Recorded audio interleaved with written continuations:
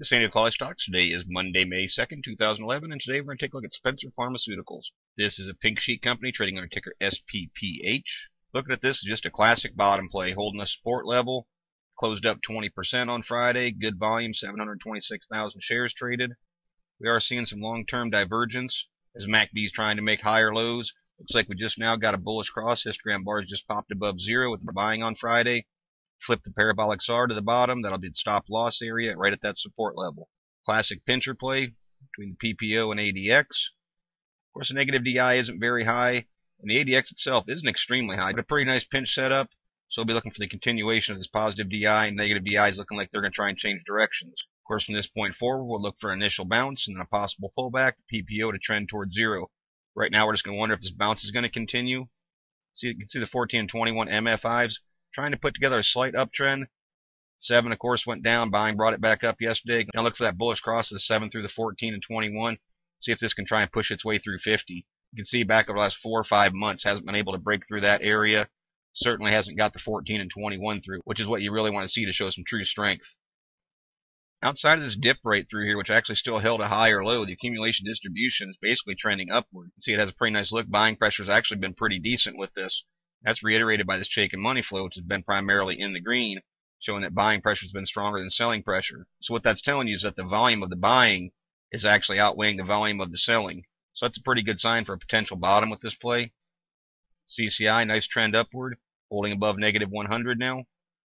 Full still in oversold territory, but looking like it's trying to make some higher lows, possibly develop an uptrend. I want to see this get above 20, hold above 20, and certainly try and push through 50. Trix is lagging. Not getting anything real positive from this moment because it's still in a pretty definitive downtrend. So you just got to look for it now to try and flatten. Getting down around negative 3 is getting pretty low. So you're just going to look for this, try and flatten and curl, and eventually try and break through the upper side of this channel and start to show some strength. RSIs, of course, move quickly with buying. Just going to have to look for continuation, but nice little bullish crosses 7 through the 14 and 21. As I mentioned, this chart has to hold this bottom support around 018. If it breaks through that, I just walk away from it for the time being, let these indicators see what they do. This has given some head fakes in the past, but you can see plays like this can give a nice bounce. That's a nice percentage gain through there. Here it looked like it was going to try and go again and lost it, and that's what you got to look for.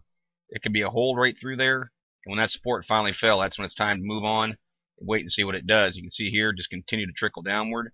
So we look for this to try and continue its upward movement. Any retrace has to hold that support. I see it get above this purple line, the 20-day moving average. It's the middle of the Bollinger Bands.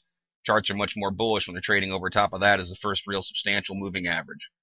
So look for continuation from that point and see those things happen. From a resistance level, going to be a little bit right there around 2.8. Look for it to be a little bit stronger right there at 3 cents. 1, it's tying right in with the 20-day moving average. 2, it was a support level, became a resistance level. So that's going to be the first resistance it's going to run into.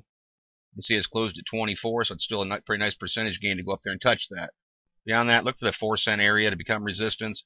It's going to kind of move on the pennies incrementally from there, from 3 cents to 4 cents, be a little bit more at 5, and it really start to pick up and get heavy up here around 5.8. That was a pretty solid support level that it fell through. And even if you wanted to consider these secondary resistance levels, that's going to be a big dog of it all. It's trying to push above the 50-day moving average at that point, and again, it's a substantial support area. But again, that's all down the road. We always talk about baby stepping. The indicators look like they're trying to align for this to become a true bottom, but it lives and dies by holding that support level. So we'll be keeping an eye on this week and see how it performs. See if it can go up here and challenge 3, and if it breaks through that, see if it can take on 4. As always, this is merely my interpretation of the SPPH chart. This is Andy with QualityStocks. Thank you for watching, and trade smart.